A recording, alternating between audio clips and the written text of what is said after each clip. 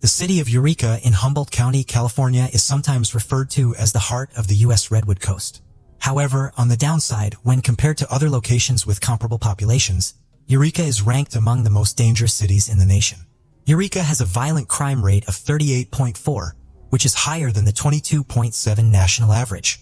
The town of Eureka was completely devastated by a horrifying crime that occurred there back in 1997. Slightly north of Eureka, in the deep Ryan Slough, a duck hunter found the severed torso of a woman on October 26, 1997. After notifying the Humboldt County Sheriff Department, an investigation into the matter was started right away.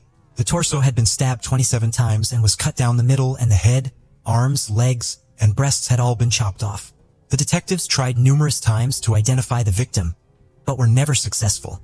Nevertheless, they estimated that the woman was between 18 and 25 years old, did not smoke, and had previously given birth. For a little while, this reduced the number on their list, but there was no luck. While the investigation to identify the slain woman continued, a little over 2 months later, in January 1998, an arm of a female body was found and recovered on Clam Beach, which is about 20 miles north of the Ryan Slough. The arm was found to belong to the same woman whose remains were found near Eureka. Her head, another arm, and some of her legs were still missing though. The Humboldt County Sheriff's Department put in a lot of overtime and effort to identify the victim, but it appeared to be an insurmountable task, given the lack of clues and the severely decomposed state of the remains. Months passed with virtually no development in the case. The woman's identity was still unknown, but as 1998 drew to a close, a startling twist in the case caught the investigator off guard and fundamentally changed the direction of the investigation. Wayne Adam Ford, then 36, entered the main Humboldt County Sheriff Department station on Tuesday, November 3, 1998, with the intention of making an odd confession. Rodney Calvin Ford, Wayne's brother, was also present. While the detectives searched him, Wayne was found to be in possession of a woman's severed body part that was sealed in a Ziploc bag. Wayne stopped trying to hide anything, so he willingly cooperated with the officers. Wayne confessed to the detectives that he had committed several crimes and that he had killed 4 women in the North State, including the nameless woman whose body was discovered in the Ryan Slough in October 1997. Rodney informed the detectives that Wayne had called him on November 2, 1998, stating that he needed assistance with something. Wayne claimed he could no longer keep the secrets and that he wanted to turn himself in. Following Wayne's confession, Rodney persuaded him to come clean and turn himself in to the police while he attempted to piece together what his brother had done. Wayne told the detectives that he turned himself in because, had he not, he might have killed his ex-wife after admitting to killing 4 women. He refrained from acting solely out of a desire to spare his son from suffering. He expressed regret for the harm he had caused to all those women, and revealed that his evil actions were motivated by resentment toward his ex-wife, who was preventing Wayne from seeing their son. Wayne claimed that this infuriated him and caused him to act in heinous ways. Those who knew Wayne said he had been disappointed trying to see his son ever since he and his wife got separated and divorced. Wayne's visitation rights were severely restricted by the terms of his divorce from his ex-wife. On November 3, 1998, was taken into custody without any delay. Dennis Dewis, the sheriff of Humboldt County, spent 3.5 hours interviewing Wayne in an effort to get detailed information about his victims that would aid in their identification. Wayne claimed to have dismembered 3 of his victims and strangled the other one. Wayne listed 4 women who were hitchhikers. Wayne acknowledged that he had attacked each of them before mutilating and strangling them. Wayne reported to the police that on October 17, 1997, he picked up his first victim, whom he thought was a hitchhiker. He continued to describe the horrific events of that day, including how he had attacked her, strangled her, and then severed her body. The possibility that the woman Wayne was referring to be the one whose remains were discovered in October 1997 occurred to the detectives. However, did not seem to remember the name or face of that woman. During the course of the investigation, detectives searched places where Wayne had lived and discovered more remains that they believed belonged to the unidentified woman. The investigators also discovered that Wayne attempted to cook some of the unidentified woman's remains and stored them in his trailer's freezer for nearly a year. The woman's identity remained a mystery despite this information, and numerous body parts were still missing. Tina Renee Gibbs, a Las Vegas prostitute who is 28 years old, is the second victim that Wayne picked up sometime in 1998. Tina's naked body was discovered on June 2, 1998, in the California Aqueduct, close to the Kern County town of Buttonwillow. Tina was the only known victim of Wayne's that had not had her body severed. She had been strangled to death. In September 1998, for months after he had attacked and killed Tina, Wayne picked his third victim and struck again. This time he picked up a 25-year-old Fontana prostitute named Lynette Dion White next to an Ontario truck. On September 25, 1998, Lynette's nude body was found floating in a San Joaquin County irrigation canal. The exact cause of Lynette's death was still unknown, but it was thought to be homicidal violence with an unclear ideology. Wayne admitted to the detectives that he had paid Lynette to stay with him for a night the night she passed away. Wayne killed 29-year-old Patricia and Tamez less than a month later. She was his fourth and final victim before he turned himself in. On October 23, 1998, Patricia's naked body was discovered floating in the California Aqueduct in San Bernardino County, close to Hesperia. One of her breasts had been chopped off and she had been strangled. When Wayne entered the police station to turn himself in, this was the body part he had been carrying in the Ziploc bag for over a week. Patricia was taken by Wayne from a convenience store, and similar to Tina, he paid her to stay the night. Sadly, Patricia also did not make it. Patricia's cause of death was determined to be strangulation with a possible thoracic spine fracture, as well as a broken neck beneath her shoulders. Wayne was being held at the Humboldt County Jail on murder charges with a $1 million bail. The detectives reported that Wayne was contrite and seemed to have come to a realization about his involvement in certain things in life. Wayne's past was investigated further by the authorities to see if he had been involved in any other killings. On December 3, 1961, Wayne Adam Ford was born in Petaluma, California. He was the second child born to an immigrant German mother and an American father. When he was 10 years old, his parents divorced, which had a lasting impact on his life and led him to enroll in the U.S. Marine Corps after dropping out of high school. Before receiving an honorable discharge in 1985, he served for 6 years. Wayne was struck by an inebriated driver in an accident that occurred in November of 1980. He suffered a head injury in the accident and spent 9 days in a coma. Wayne's family claims that following that incident, his personality underwent a significant transformation. Wayne began to experience psychological problems in 1983, and these problems only got worse over time, necessitating multiple hospital stays. Wayne received a diagnosis of borderline personality disorder not long afterward.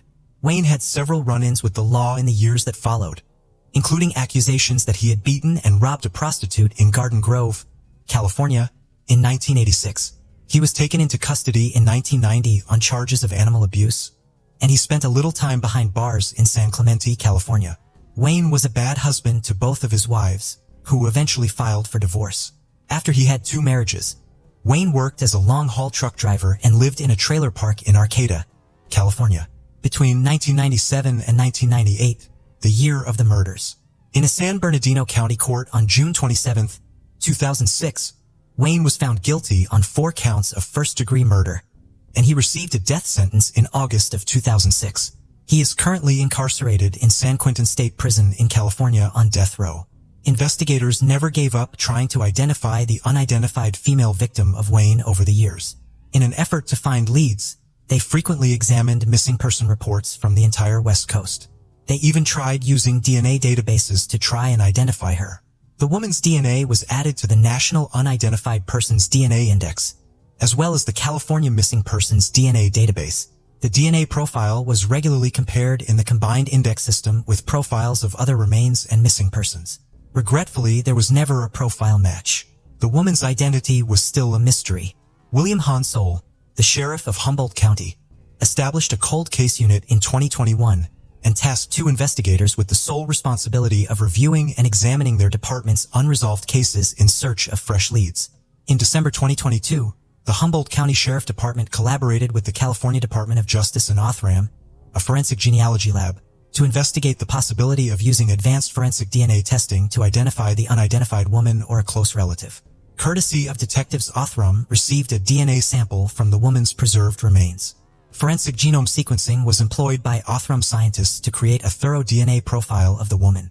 By using this profile for forensic genealogy, the investigators were able to find a possible DNA match that took them to Kathy Cummings. Investigators speculated that Kathy may be a close relative of the woman who was never identified. The detectives got in touch with Kathy and inquired about any missing family members. According to her statement, Carrie and Cummings, Her sister had vanished from the mid-1990s. The detectives asked Kathy about the last time she had any communication with Carrie. Pushing herself to focus more, Kathy remembered the last time she had seen her sister Carrie, which was in 1997. After obtaining a sample of Kathy's DNA, investigators compared it to the sample found on the deceased woman. At last there was a match. The remains of Carrie and Cummings were formally identified in June 2023. Carrie was, as it turned out, only 25 years old when she was killed. Carrie's identity had been unknown for 25 years, but it was no longer a mystery. To provide Carrie's family some closure, the detectives contacted them and told them of Carrie's tragic case. Carrie's sister Kathy informed the detectives that although she was a lovely, intelligent, and humorous woman, she was suffering from an untreated mental illness. Before the family lost contact with her in 1997, she was couch surfing in Eugene, Oregon. Kathy claims that her family attempted to file a missing persons report for Carrie in 1997 when she was reported missing in Oregon and Arizona. But for various reasons, the report was never filed. Carrie's family was informed that she was an adult who had made her own lifestyle choices. There was nothing the police could do if she posed no threat to herself or others. Carrie was never added to any national databases or listed as missing as a result of this. The investigators hoped that this identification would help provide some closure and peace of mind, even though they were aware that they could not ease Carrie's family's suffering. In addition to giving them pride, Carrie's case gave them hope that more cases like hers could be resolved with perseverance. The Humboldt County Coroner's Division is currently working to return Carrie's remains to her family so that a fitting funeral and burial can take place. Wayne Adam Ford is still incarcerated at San Quentin State Prison on death row, while the detectives continue to be committed to reviewing cold cases in collaboration with Othram and the California Department of Justice. Juliette LaDramagat, affectionately known as Juju, was born on May 2, 2013. Her parents are Paraguayan Lillian Zapata and Frenchman Stefan LaDramagat, who gave the little girl both nationalities. Charlotte, the couple's firstborn, completed their family. Eventually, the spouses divorced and Lillian joined Rainer Oberber, a German citizen who had arrived in Paraguay just a year before to settle in the country. It was known that he had worked on projects or campaigns related to human rights in Europe. Juliette had microcephaly, a neurological condition that causes motor disabilities and cognitive developmental delays. The girl was described as a cheerful, affectionate, and lively child who enjoyed playing outdoors. From mid-March 2020, Juliette had been living on a farm in the city of Ambascada with her mother, sister, and stepfather. According to reports about the case, Rainer convinced his partner to settle there when the quarantine was imposed due to the COVID-19 pandemic. Everything seemed tranquil and almost idyllic in this corner of the country. But that calm was unexpectedly and dramatically shattered on April 15, 2020. On that day, little Juliette disappeared without a trace while on the property where, in addition to her family, there were 2 workers.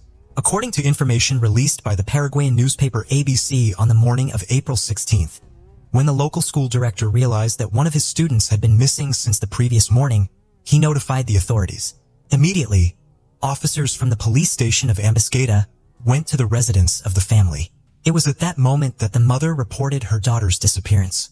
Lillian said that the 7-year-old, who had difficulty moving and the cognitive development of a 3-year-old, had gone missing at around 9:30 in the morning the previous day while playing in the gated complex where they lived, along with a pair of goats that were also missing.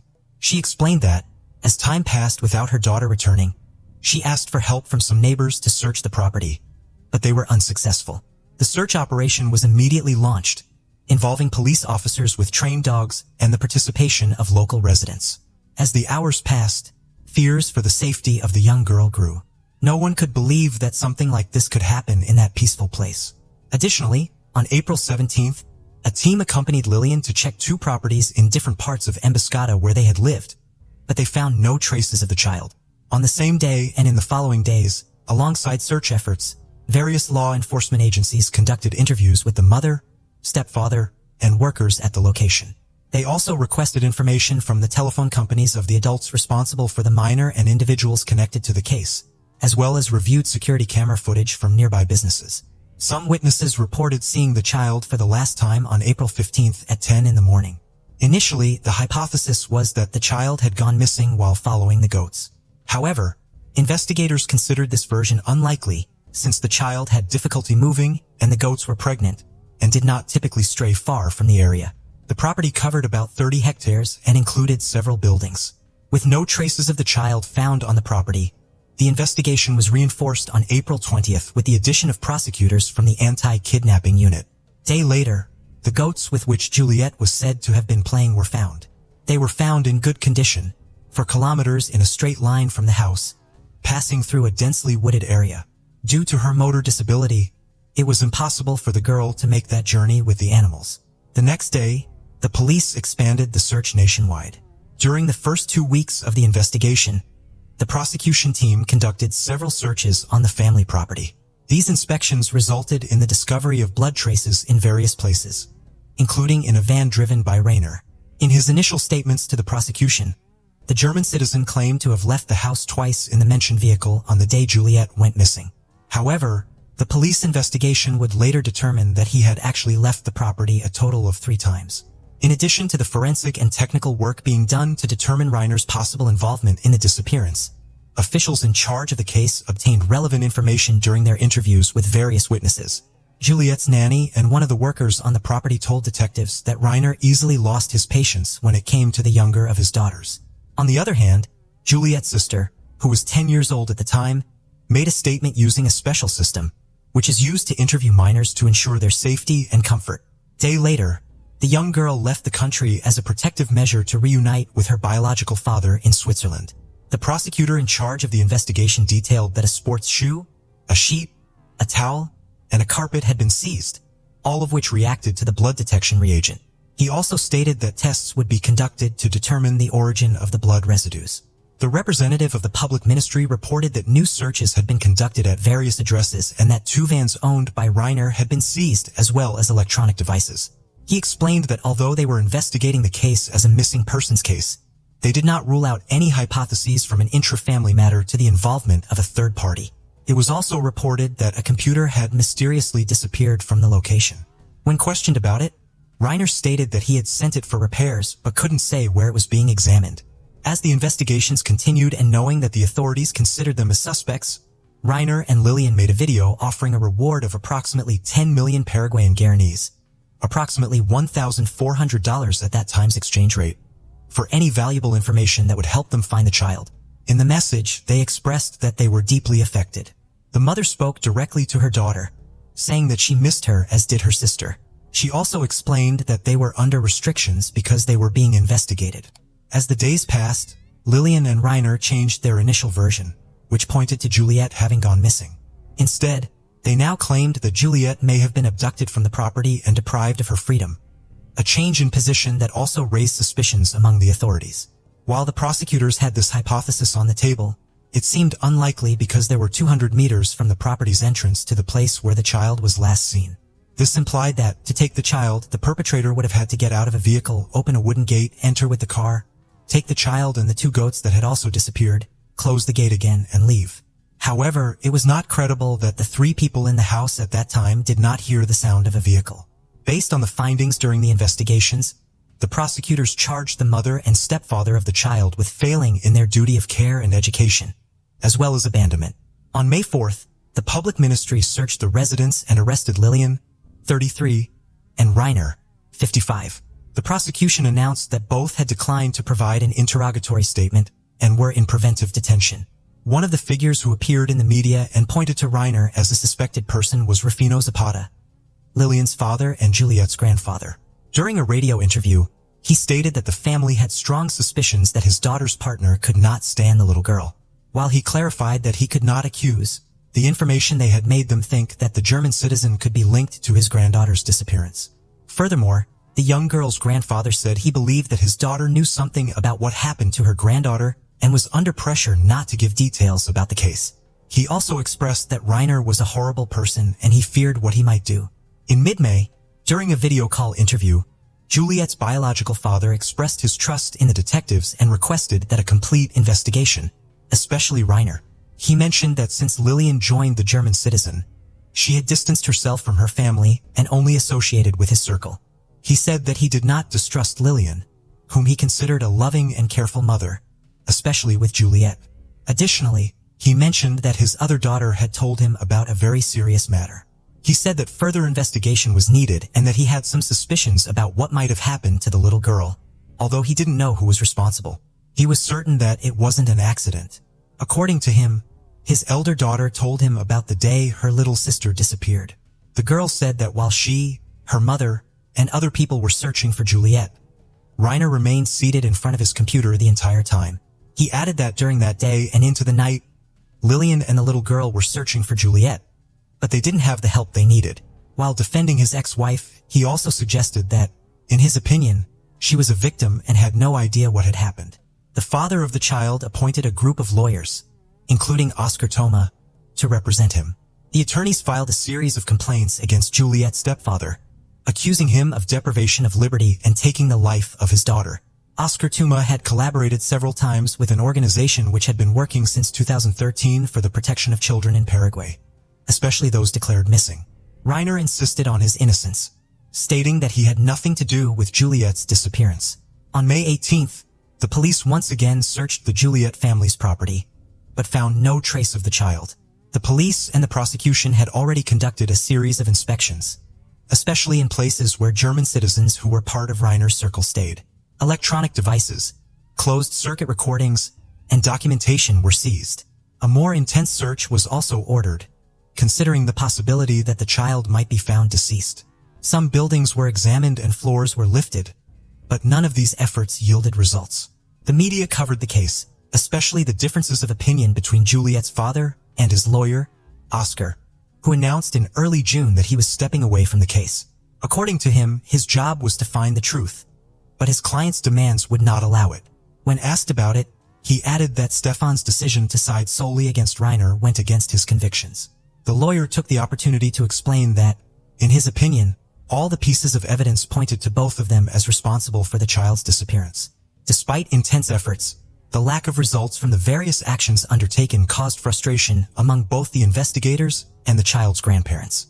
However, as time went on and based on information contained in various seized devices during searches, detectives made discoveries that changed the course of the investigation. On July 23rd, the prosecution expanded the charges against Juliet's stepfather to include possession of child sexual content. In a press conference, the investigators revealed that, after analyzing 80,000 photographs contained in the seized electronic devices, they found adult material and intimate images of Juliet and her sister.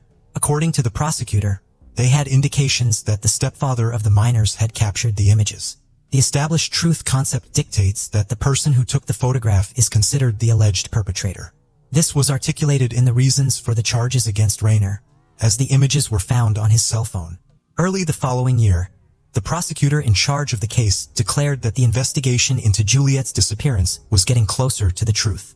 However, 2 months later, the case remained unsolved, and a decision by the main suspect came as a surprise. On March 17, 2021, the child's stepfather offered $350 million Paraguayan guaranas, approximately $44,600 at the exchange rate of that time, for information about Juliet's whereabouts. Through the lawyers who made the announcement, Reiner insisted on his innocence and claimed that he or the kidnappers of the child could have entered the property through the rolling gate or from the neighboring property. On that occasion, he defended the mother of the missing child, who was also being held against her will, and criticized the justice system, stating that he never imagined that the truth could be suppressed for so long and that judges and prosecutors were trampling the law. The following month, just before entering a hearing to provide an interrogatory statement, the German man made statements pointing to Rufino, Juliet's grandfather, and urged journalists to investigate his partner's father.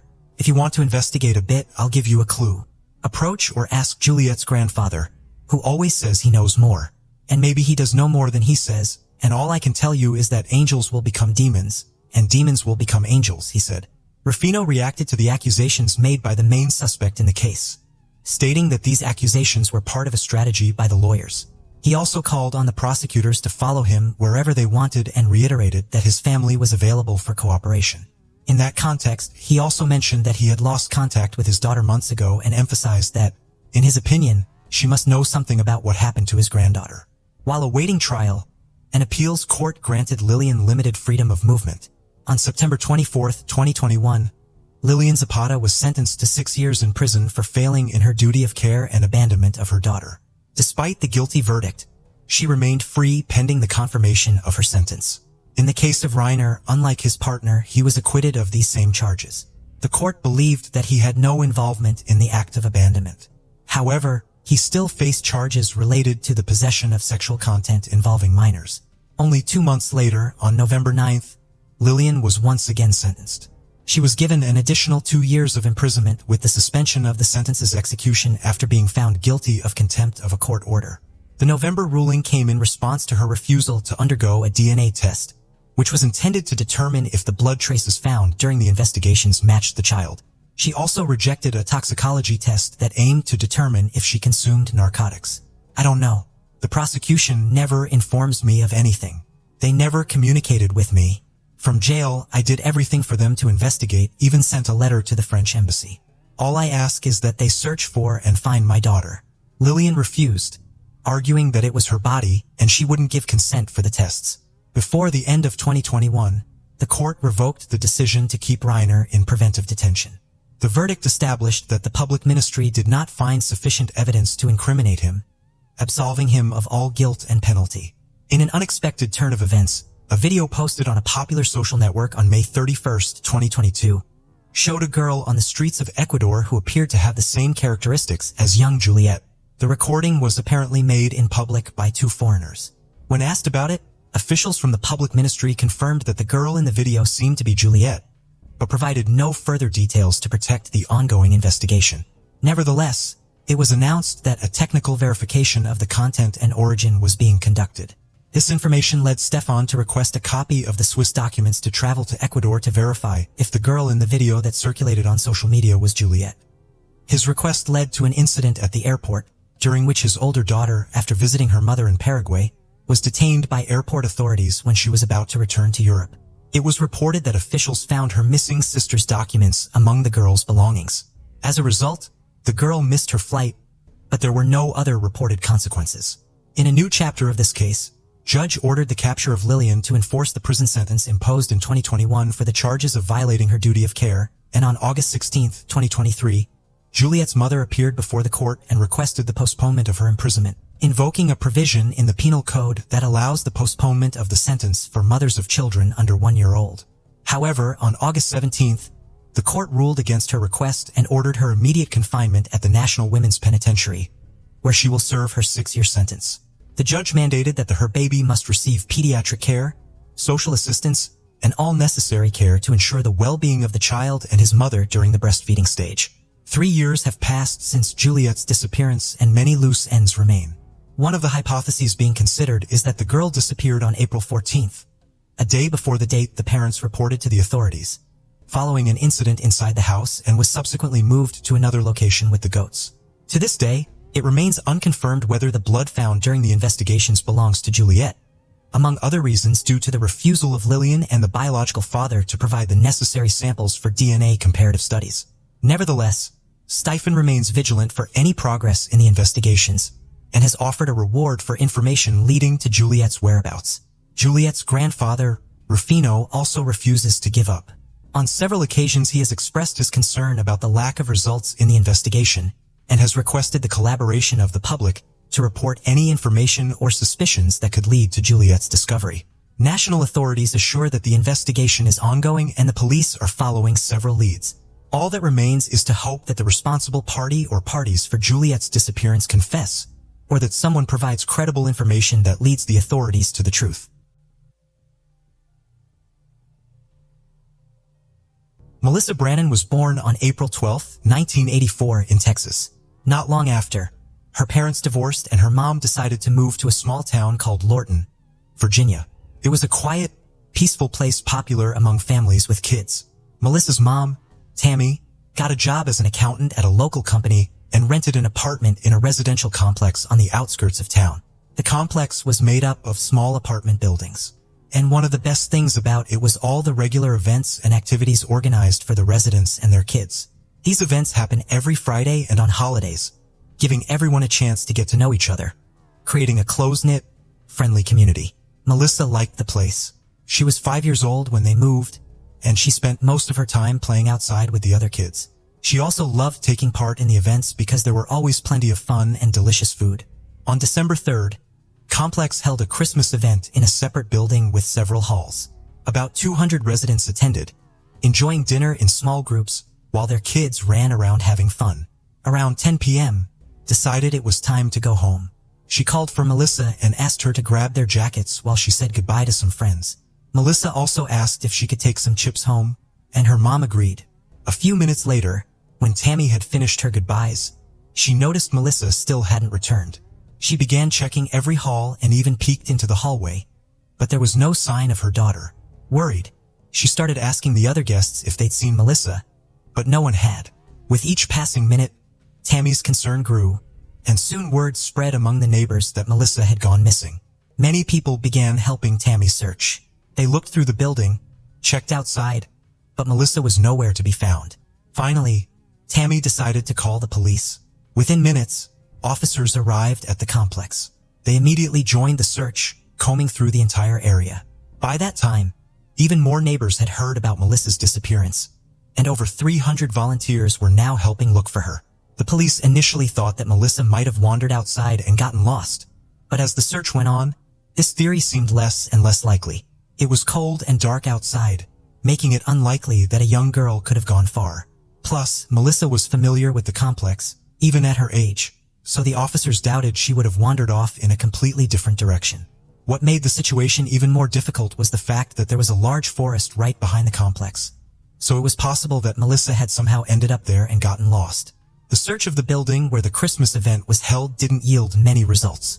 Melissa's jacket was missing, but there were no other clues to explain her disappearance. The only thing that stood out to the police was an open window in the boiler room. They considered the possibility that she might have climbed out through it, but even that didn't seem very likely. After failing to find Melissa, the police began interviewing everyone who had attended the event.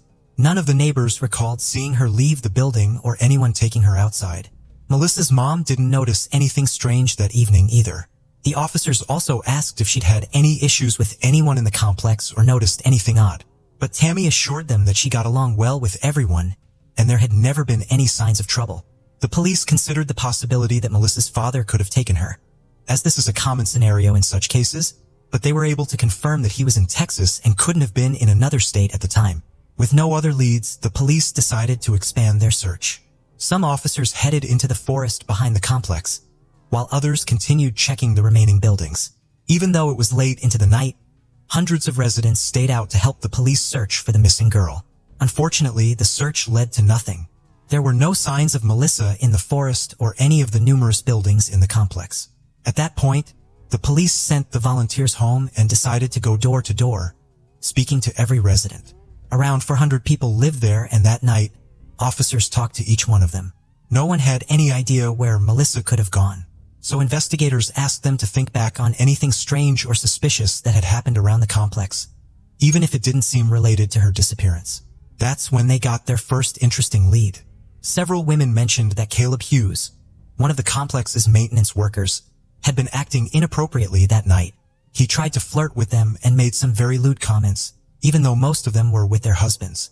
Hughes, who was 23 at the time, had also raised red flags with parents. Many of them noticed that he seemed to be paying an unusual amount of attention to their children during the evening. Hearing all these complaints, the police went back to Tammy and asked if she had noticed anything odd about Hughes. Tammy recalled that during the event, he had approached her several times to strike up a conversation about her daughter. At one point, he even offered to take Melissa to the restroom so Tammy wouldn't have to leave the party. All of this seemed suspicious to the investigators, so they decided to talk to Hughes. However, he was nowhere to be found, so the officers headed to his home. Hughes lived just a few miles from the complex, but when the police knocked on his door, he wasn't there either. Instead, his wife answered and told them that he hadn't come home that evening. The police left but returned a few hours later. By then, Hughes was back and said he had arrived home around 12:30 a.m. The officers quickly realized that Hughes had left the complex about 2.5 hours before returning home, which was odd since his commute should only have taken about 10 minutes. Hughes claimed that he had taken a longer route to stop at a store for a pack of beer, but the police were skeptical of his story. First, a quick stop still wouldn't account for nearly 3 hours. And second, there was a state law prohibiting alcohol sales after midnight. On top of that, Hughes couldn't provide a receipt for his purchase. The situation looked pretty suspicious, So the police asked Hughes to hand over the clothes he had worn to work that day. This is when things got even stranger. Hughes said that he had thrown his clothes into the washing machine as soon as he got home.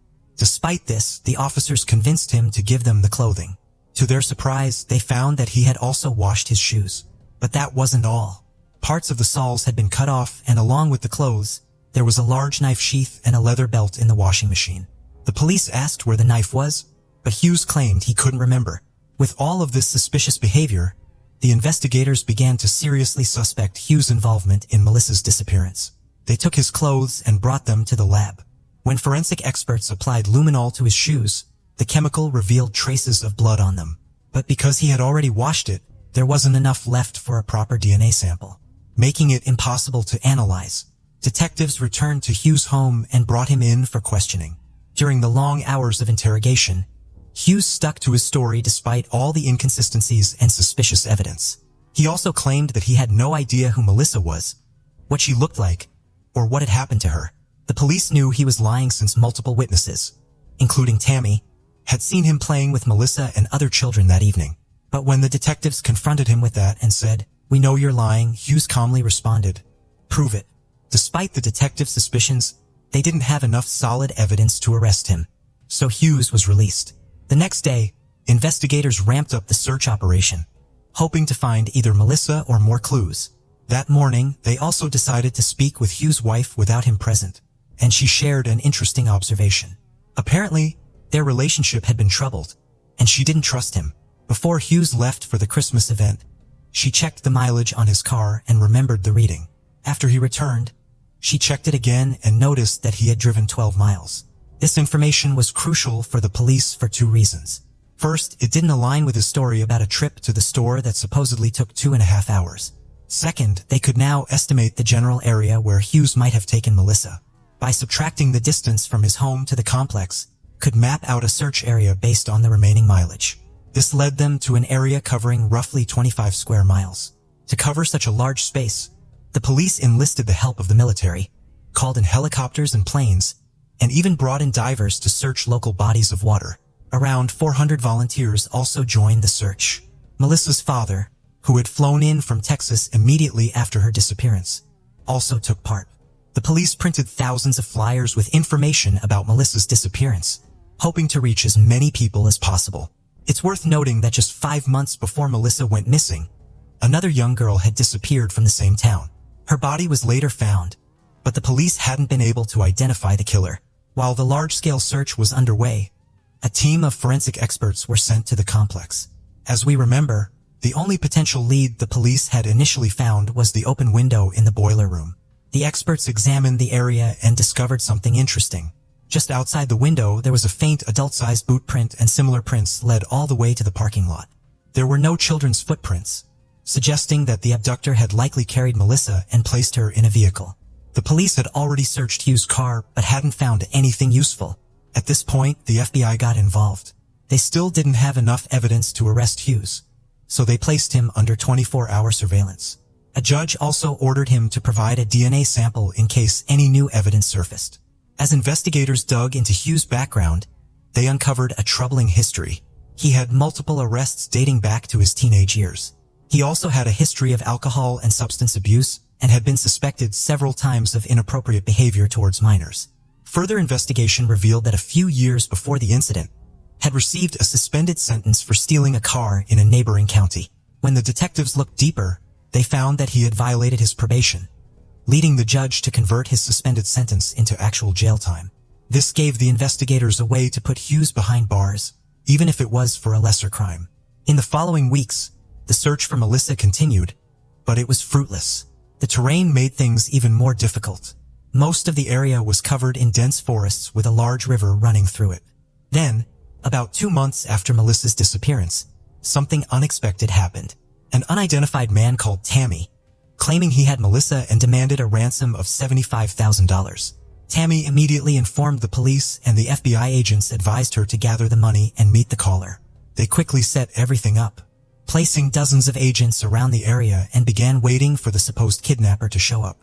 Before long, 2 men approached Tammy, and the FBI agents swiftly arrested them. It turned out these men had no connection to Melissa's disappearance. They were just two local university students who had seen the news about the missing girl and thought they could make some easy money. Instead, they earned themselves prison sentences. One was sentenced to 7.5 years, and the other received nearly 4 years behind bars. Once again, the investigators found themselves at a dead end.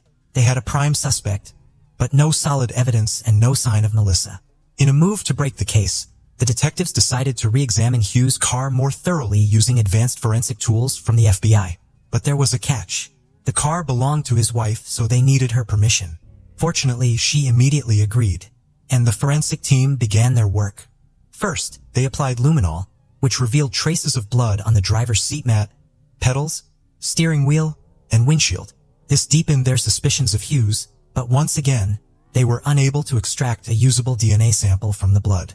Next, the experts decided to search the car for hair, fibers, and other potential clues.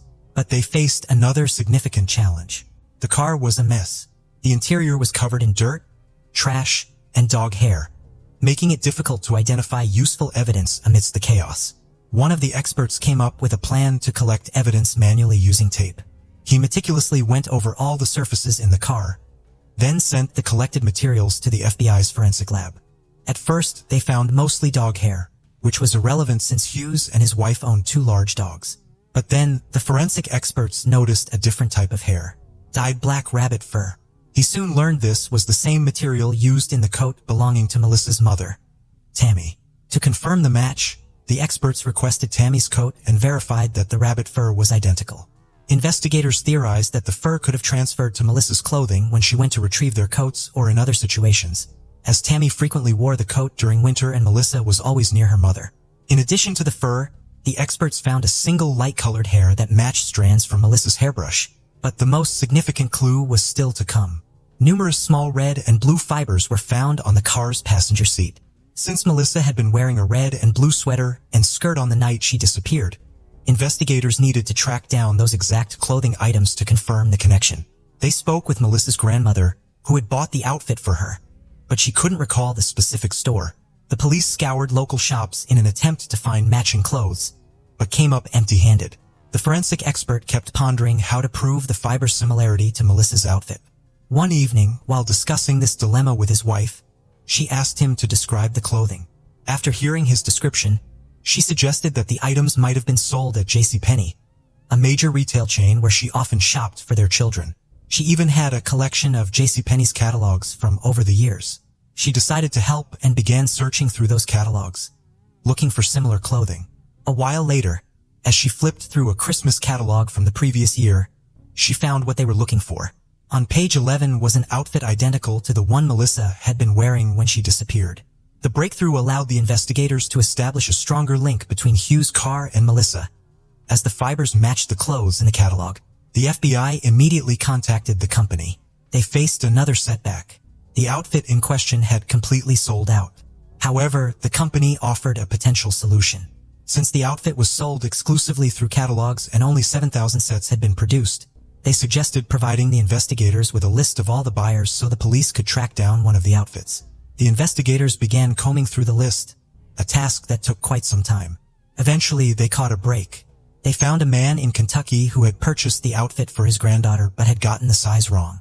As a result, the clothes had remained untouched in their original packaging for an entire year. For the investigators, this was the perfect option. The man agreed to send the outfit to the FBI and the forensic team got to work. This particular model had a unique feature. The manufacturer had created a custom shade of dark blue, coded 887, which was patented and hadn't been used in any other clothing line. After comparing the fibers from this outfit, the experts concluded that they were an exact match to the fibers found in Hughes' car. This provided compelling evidence that one of the 7,000 children who had been bought this outfit had been in his vehicle. Although it didn't definitely prove that Hughes had abducted Melissa, the odds of another child wearing this rare outfit being in his car were astronomically low. As a final step, the expert conducted an additional test. He collected over 100 similar colored fibers from various types of clothing and performed 7,983 tests to compare them with the fibers from Hughes' car. The results showed minimal differences across all the fibers, except for 2 types. The set from the store and the fibers from Hughes' passenger seat were 100% match. This eliminated any doubt that someone else wearing similar clothes could have been in Hugh's car. It had to be the exact outfit that Melissa was wearing. Despite this, the detectives still faced a difficult situation. They knew that the fiber evidence, while strong, was circumstantial, even combined with the blood on Hugh's boots in his car and other clues they had gathered. But with nothing else to go on, they decided to formally charge Hughes with Melissa's abduction. The prosecution argued that Melissa was likely dead based on the blood evidence. The fibers from her clothing found on the passenger seat of Hugh's car suggested that he might have forced her to remove her jacket, pointing to a possible motive. According to their theory, Hughes approached Melissa when she went to get the jackets at her mother's request. He then lured her into the boiler room under some pretext, carried her out through the window, and took her to his vehicle.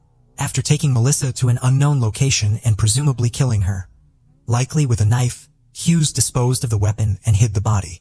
This would explain his prolonged absence. Following the crime, Hughes attempted to clean the blood from his car and clothing, even going so far as to cut parts of his shoe soles that had been heavily stained. In a final effort, the police decided to conduct a polygraph test, hoping that, combined with all the other evidence, Hughes might finally confess. The state law required either the discovery of the victim's body or the identification of the exact location of the murder to file a murder charge. Since the penalty for kidnapping was significantly less severe, the investigators hoped that Hughes might confess. The polygraph results showed that Hughes provided deceptive answers to almost all key questions, but he still maintained his innocence.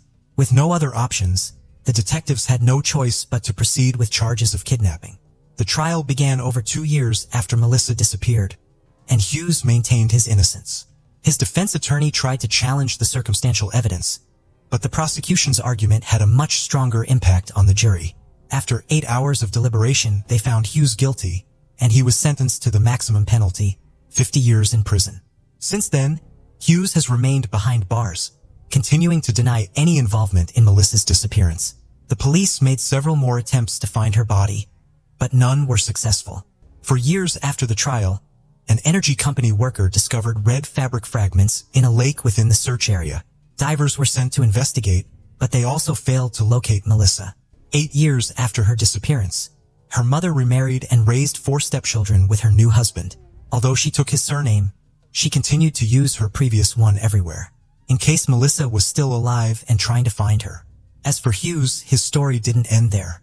On August 2, 2019, he was released early for good behavior, having served just over half of his sentence. At the time of his release, he was 53 years old and has been free for several years now. Melissa is still listed as missing since her murder was never proven. However, very few people believe she could still be alive after all these years. August 12, 2019 started out completely normal. Teacher's assistant, Lindsay Burbeck, was on vacation, and she planned to spend the day with her family.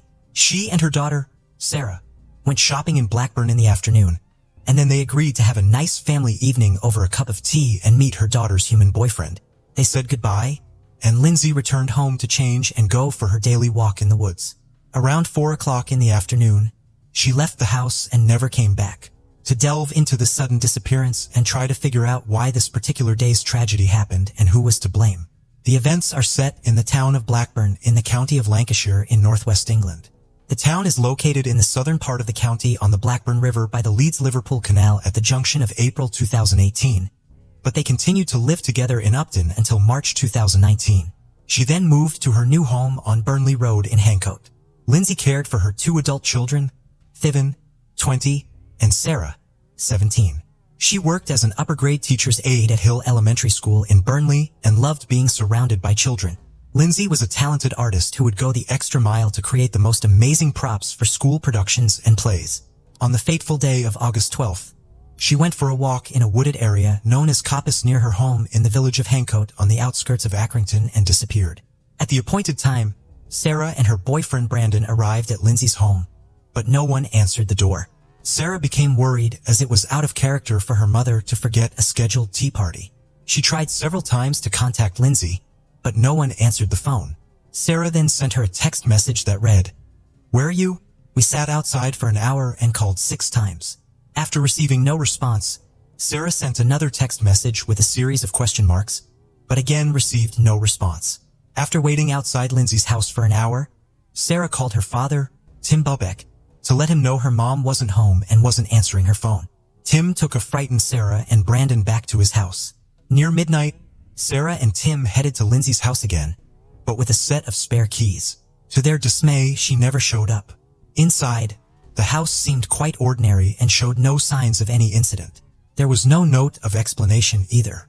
At 12:11 a.m. on the night of August 13th, Tim Bubeck contacted police and told the dispatcher, "My ex-wife seems to be missing. We can't find her. It doesn't look like her." Lindsay Burbeck was reported missing. Lindsay's disappearance shook up the community. The people of the small suburb banded together and went out in search of the woman. There were hundreds of people, men and women, grandparents and people walking dogs, teenagers with bicycles, and even moms with strollers. To most, Lindsay was a stranger. But that didn't matter. After days of desperate searches, social media appeals, and posters, people still gathered at Coppice for 2 consecutive days in the hope of finding a vital clue that could solve the mystery of Lindsay Burbeck's disappearance. After several days of fruitless searching, it was clear to everyone that the search was going to be difficult. With each passing day, the chances of finding Lindsay alive dwindled. Detectives classified Lindsay Burbeck as high risk. She had never gone missing before, and her family described the disappearance as very uncharacteristic of her. Nevertheless, the search did not stop for a moment. Locals printed thousands of posters to distribute throughout the neighborhood, while a Facebook group associated with the search quickly grew to 10,000 members. A few hours after the police appeal was posted online, the first posters with Lindsay's face on them could be seen all over the neighborhood. Within a couple of days, there wasn't a lamppost, storefront, or traffic light that didn't have a poster calling for the search for Lindsay. Police launched an investigation into the disappearance from the house as extensive searches were carried out by specialist police officers, dog handlers, Lancashire Fire and Rescue Service, mountain rescue volunteers, and the city's search and rescue team. Drones and helicopters were also deployed to search the area covering Coppice and the surrounding open countryside for a considerable distance, including popular walking and running routes. For days after Lindsay's disappearance, Lancashire police released CCTV footage showing when she was last seen alive, walking along Burnley Road at 4:10 in the afternoon towards Coppice. She was wearing a purple jacket, black leggings, and dark sneakers with white soles. A week had passed since her disappearance on August 19th, and with each passing day, there was less and less hope of finding Lindsay Burbeck alive. Police were still no closer to the whereabouts of the mother of 2, but emphasized that there was no evidence that she was the victim of a criminal act, meaning there was still a chance of finding her alive. The search moved to Accrington Cemetery. He yelled, "Accrington Cemetery." He yelled and called her name several times, but the dog didn't respond. The dog hid its head in the bushes, sniffing and trying to dig for something. The dog's owner walked over to him, stood next to him, and was horrified to find that there was something very soft under his feet. He was frightened and jumped back. Then he smelled a horrible odor and saw flies swirling around. A plastic bag and something that looked like a foot were visible from the ground. On August 24th, 12 days after Lindsay Burbeck disappeared, her body was found under the most horrific circumstances, buried in a cemetery. The naked body, wrapped in 2 clear plastic bags mixed with earth and grass, was placed across a shallow grave. The search for Lindsay Burbeck was considered complete. A murder investigation was officially launched. Pathologist Dr. Naomi Carter, after conducting an autopsy, determined that death was due to a broken neck. The trauma was inflicted with such force that the entire larynx had crushing injuries. The neck was most likely struck with a foot or knee. An attempt to cut off Lindsay's right leg after death was also determined, possibly with a saw, as tine marks were found. A large laceration was found on the leg, which had been cut down to the bone. The injuries Lindsay suffered were catastrophic. Dr. Carter also reported that due to the poor condition of the body, it was quite difficult to determine the victim's injuries. But she did not rule out any sexual activity on the day of her disappearance, which could not be ascertained due to the level of decomposition of the body. Prior to the discovery of Lindsay's body, members of the public and police had searched the same area for several days without success. Community volunteers and a police dog handler reported seeing a blue wheelie garbage can abandoned in bushes nearby. However, at this stage of the investigation, no one was yet aware of the significance of the can. Volunteers who searched the cemetery at 9 p.m. on August 20th also found the same dumpster with a dark stain on the outside and thought it might be blood. After taking pictures of the dumpster, they called the police. 2 police officers arrived on the scene to inspect it and found a brown mark that they thought was dirt. The police said the dumpster looked brand new and there was no evidence at the time to link it to Lindsay's disappearance. Therefore, it was left in place. There were other important clues found in the cemetery that were not immediately accepted. For example, a local resident, Christine Alderson, discovered a bloody cloth on the grass at the cemetery on August 18th, while she and her daughter were walking their dogs. She said the blood on the cloth was fresh and red, but thought it might have belonged to a homeless man who frequented the area. Another woman who walks dogs, Judith Bibby, reported seeing red clothing hanging on a barbed wire fence near the Cargill Hill Trail that was probably Lindsay's jacket. She also heard a voice, presumably a child's, but heard no struggle, yelling, or screaming. On August 25th, investigators revisited the crime scene and found a yellow-handled saw and a pair of green heavy-duty gloves near Lindsay's grave that had several traces of blood. The evidence was taken for forensic testing, and it came back positive. The gloves contained the perpetrator's DNA on the inside surfaces, and Lindsay's DNA was found on the outside surface of the left glove. A pair of her Skechers sneakers, which had been cut along the sole, were also found in a blue plastic bag discarded in the cemetery. Examination of other evidence revealed that Lindsay's body was wrapped in some kind of plastic sheeting, and between the body and the sheeting was foliage and grass that was not from the cemetery grounds. This led investigators to believe that the body had been moved from another location. That's when detectives remembered a blue trash can that had repeatedly caught the attention of volunteers. Police officers studying the CCTV footage soon made a startling discovery that left the investigation team baffled. Several images showed a young man pulling a blue wheelie garbage can in the Burnley Road area. Over the next few days, a CCTV camera captured a certain guy returning to the cemetery 4 times. Thanks to that footage, a suspect emerged. The video of a young guy carrying a trash can down the street, possibly with Lindsay's body, became a sensation. The video was shown on the news with a plea for help identifying the man, and it worked. The boy was identified by shocked teachers and parents. The teen surrendered to police the same day. His name was withheld until sentencing due to his age. He was only 16 years old at the time of the crime. The boy in the videotape turned out to be local resident Rocky Marciano Price. Rocky Marciano Price lived with his parents and 5 siblings on Winnie Hill Road in Accrington. It had been the Price family home for about 3 decades. The young lad had an impressive array of mental health abnormalities. Rocky had suffered from autism, attention deficit disorder, and hyperactivity since childhood. His low IQ created additional learning and communication challenges. He attended an alternative school in Barnoldswick several days a week and was described by teachers as a very quiet and non-speaking student. In 2015, a psychologist assessed Price as having a limited understanding of his own emotions and emotional well-being. He had pronounced impairments in understanding the connections between events and emotions. Another 2016 report described Price as unresponsive to strangers and in constant need of supervision and care. Timothy Bradley, who taught at the school for 18 months, said they were always looking for ways to involve him in education, but Price preferred practical things to academic subjects. Price hardly ever engaged in conversation, even when it came to a topic that interested him. Teachers described Rocky Price as quite strong physically and tough for his age. He went to the gym regularly, liked to tend to the chickens on the family farm, and loved watching movies and playing Xbox. The guy lived in his own world and wasn't always aware of his actions. So what drove him to attack Lindsay Babek? Nothing at all. She was just in the wrong place at the wrong time when Rocky Price was hunting lonely women.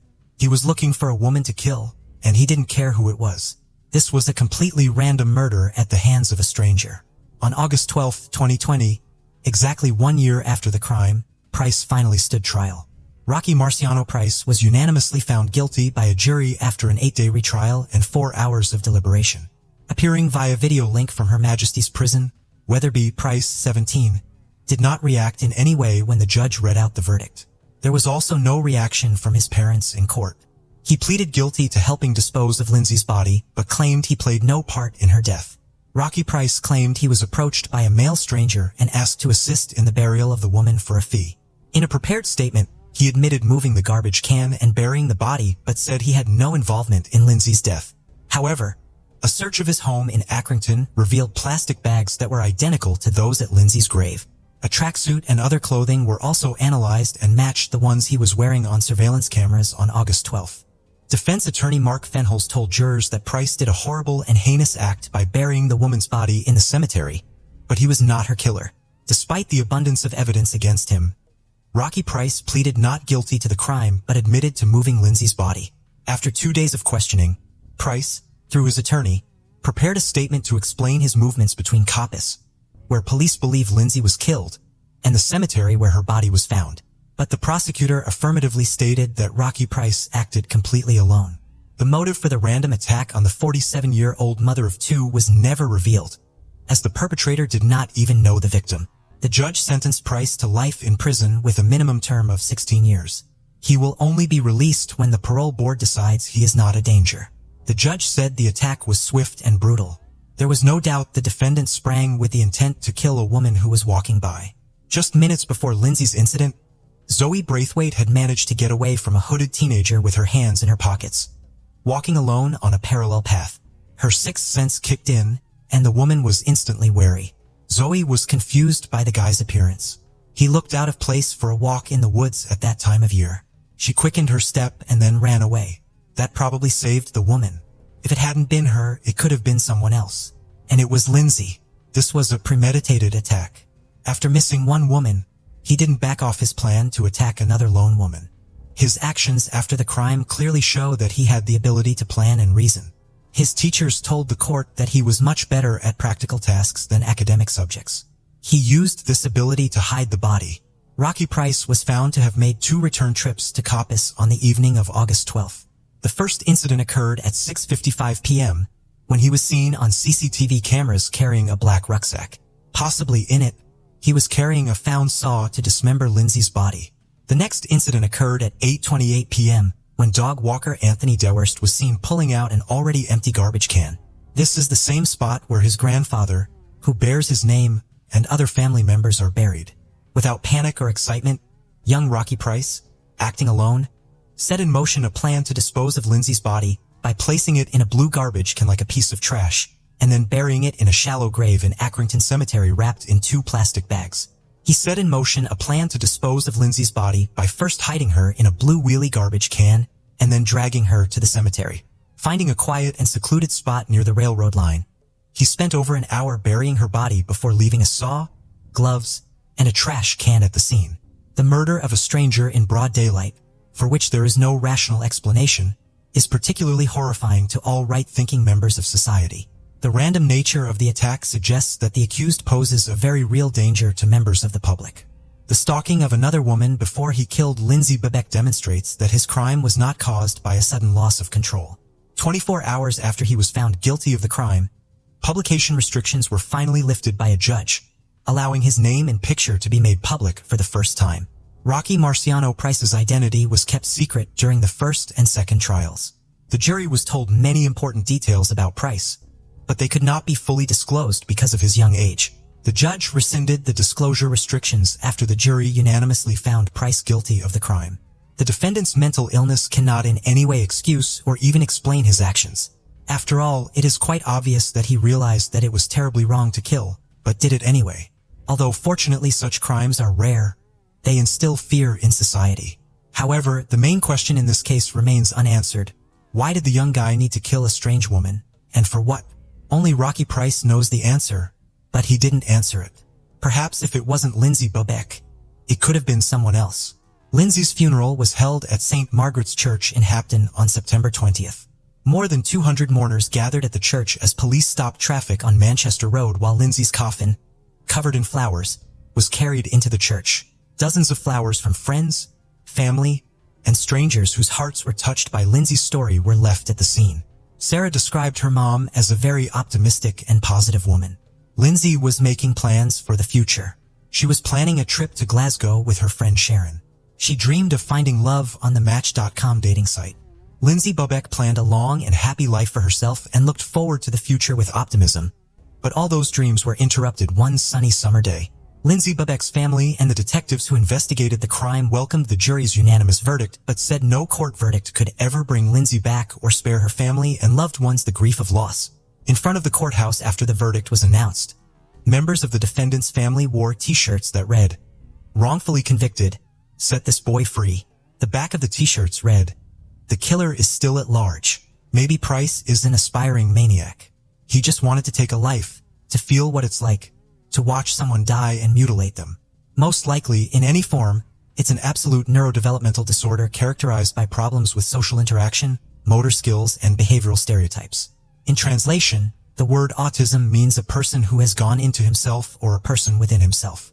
Autism is still an understudied developmental disorder that can occur due to genetic or hereditary abnormalities. The exact cause is not fully understood, but in our story, the punishment most likely fits the crime.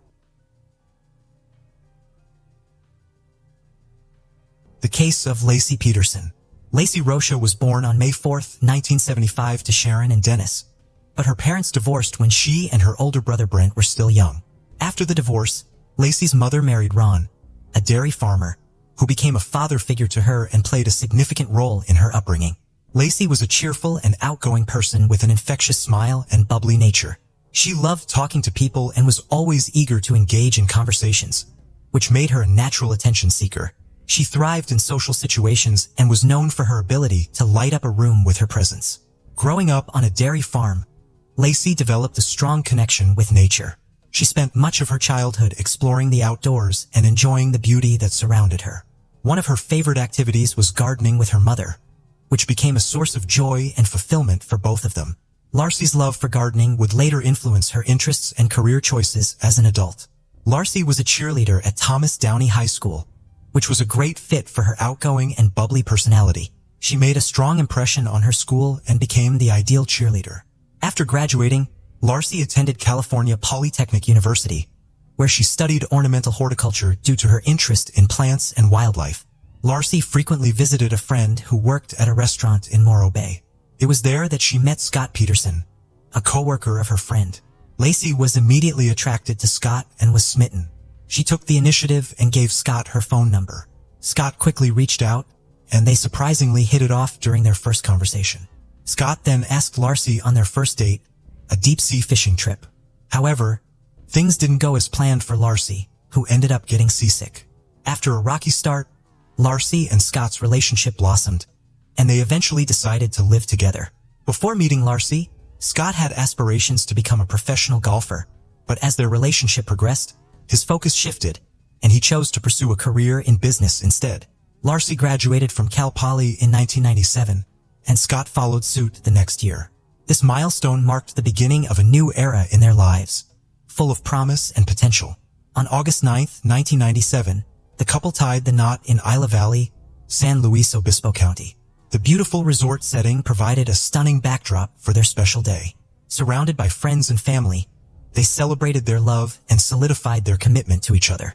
After getting married, Laci and Scott embarked on a new business venture, opening a sports bar called The Shack in San Luis Obispo, California.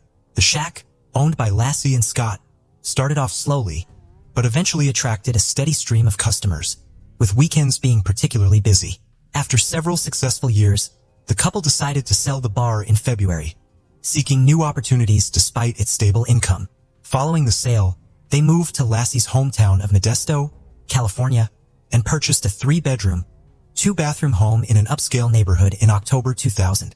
Laci took on a part-time job as a substitute teacher, while Scott worked for a European fertilizer company. Laci devoted herself to supporting Scott, taking care of the home, cooking, and cleaning. She made sure their home was always warm and inviting. In February 2002, the couple received exciting news. Laci was pregnant, and they were expecting a baby. Laci and Scott were expecting a baby boy with a due date set for February 10, 2003. They had already chosen the name Connor for their unborn child. On December 24, 2002, Scott stated that he left their house at 9:30 a.m. to go fishing at the Berkeley Marina. Scott said he left Laci at home on Christmas Eve morning with a busy day ahead of her. She was planning to watch a Martha Stewart show, clean the floor, bake Christmas cookies, and walk their dog Mackenzie at the park. However, one of their neighbors found Mackenzie wandering outside their home around 10:30 a.m. and returned the dog to their backyard. When Scott came home from fishing that afternoon, he said the house was empty, with Mackenzie in the yard, but no sign of Laci. Her car was still parked in the driveway. Scott claimed he showered and washed his dirty fishing clothes as soon as he got home. After his shower, Scott realized Laci was missing and became concerned. He called her mother and stepfather, Sharon and Ron, but they hadn't heard from her all day and were worried about her safety. As the day went on and Larcy remained missing, Scott and Sharon decided to report her disappearance to the police around 6 p.m. They stressed to the police how urgent it was to find Lassie, who was 7 months pregnant with their baby, Connor. The police then questioned Scott out about his whereabouts and activities on the day Lassie vanished. Scott told police he went fishing at the Berkeley Marina, about 90 miles from his home in Modesto, where he lived with his pregnant wife, Lassie. However, from the start, police suspected foul play in Lassie's disappearance. Initially, police didn't treat Lacey's case as suspicious after Scott and his mother-in-law filed a missing person report. Lacey's family defended Scott, and the couple seemed perfect, making it hard to imagine Scott harming his wife. As the investigation continued, police grew suspicious of Scott. About a month after Lacey vanished, they made a stunning discovery. Scott had 2 secret affairs and a long-term relationship with Amber Fry, who contacted police on December 30th, 2002 after learning Scott was a suspect in Lacey's disappearance. Amber said she met Scott on November 20th, 2002 and thought he was single. 2 weeks before Lacey's disappearance, Scott told Amber that he was a widower and that the upcoming Christmas would be his first without his wife. This revelation raised suspicions among the police, who wondered if Scott had already planned to kill his pregnant wife. To gather evidence, the police asked Amber to make a recorded phone call to Scott, hoping to capture a potential confession. The police informed Lassie's family about Scott's infidelities, and it was when they showed Lassie's mother a photo of Scott and Amber together that she became convinced of his guilt. The search for Lassie was highly comprehensive due to the involvement of the police, her loved ones, and numerous volunteers. In the first 2 days alone, more than 900 people participated in the search efforts. During a press conference, a police officer working on Lassie's case raised concerns that she may not have left her house voluntarily on December 24, 2002. Lassie's disappearance sparked widespread media attention, with the tragic and intriguing tale of a beautiful young woman vanishing from her home on Christmas Eve, captivating the public's imagination. As the public sought answers and speculated about her disappearance, the spotlight on Lassie's case intensified. When Lassie Peterson vanished on December 24, 2002, a $25,000 reward was initially offered for information leading to her safe return. As the investigation yielded no leads, the reward was increased to $500,000 to boost awareness and gather more information.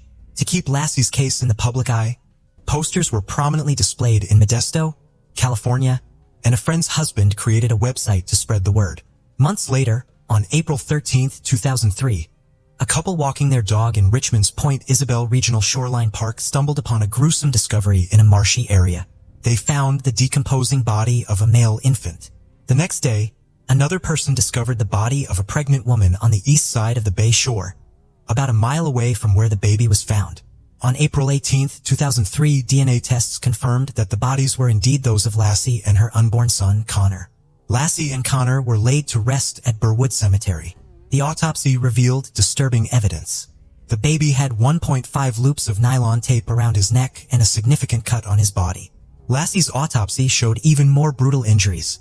2 cracked ribs, her upper torso hollowed out with internal organs removed, and she was missing her head and limbs. The medical examiner concluded that the baby died in the womb and was expelled from Lassie's body after her death. Investigators from the FBI and Modesto Police Department searched the home of Scott and Lassie, looking for evidence of their involvement in her disappearance. The search turned up several crucial clues, including a hair found in Scott's pliers on his fishing boat. After analyzing the hair, the FBI matched it to Lassie's DNA. In addition to the home search, the FBI also thoroughly examined Scott's truck and warehouse, seeking any evidence linking him to Lassie's disappearance. The FBI searched Scott's boat and found a homemade anchor that he claimed was made from a 90-pound bag of concrete, which he had used to repair his driveway. However, the prosecution believed that Scott had created multiple anchors and used 4 of them to weigh down Lassie's body in San Francisco Bay. The bodies found in the bay were later identified as Lassie and Connor, leading to Scott's arrest near a golf course. Notably, Scott's appearance had changed significantly. His dark brown hair was now blonde. When arrested, Scott's vehicle was found to be packed with various items, including a large sum of cash, survival gear, and camping equipment. The police also discovered 4 cell phones and 2 driver's licenses, one belonging to Scott and the other linked to his brother. This evidence suggested to the police that Scott was attempting to flee the state. Scott's father offered an alternative explanation for the driver's license found in Scott's possession. According to his father, Scott had borrowed his brother's license to get a discount at a golf course. As for why Scott's car was packed, his father claimed it was because Scott was living out of his car to avoid the media, who were camping outside his house at the time. Scott's trial began in June 2004, a year after his arrest. During the opening arguments, the prosecution presented its case to the jury, arguing that Scott had killed Lassie because of his affair with Amber Frey. The prosecution highlighted Scott's suspicious behavior in the days leading up to and following Lassie's disappearance, pointing out inconsistencies in his statements to the police. Scott initially told the police he was fishing on the day Lassie went missing, but later told others he was golfing. The prosecution also noted that Scott asked the police if they had used cadaver dogs to search a park where Lassie was supposed to walk their dog, implying that Scott was aware of the potential crime scene and trying to cover his tracks. Scott's defense team presented a strong argument in court, highlighting that Scott's history of infidelity did not necessarily prove he was guilty of murdering his wife.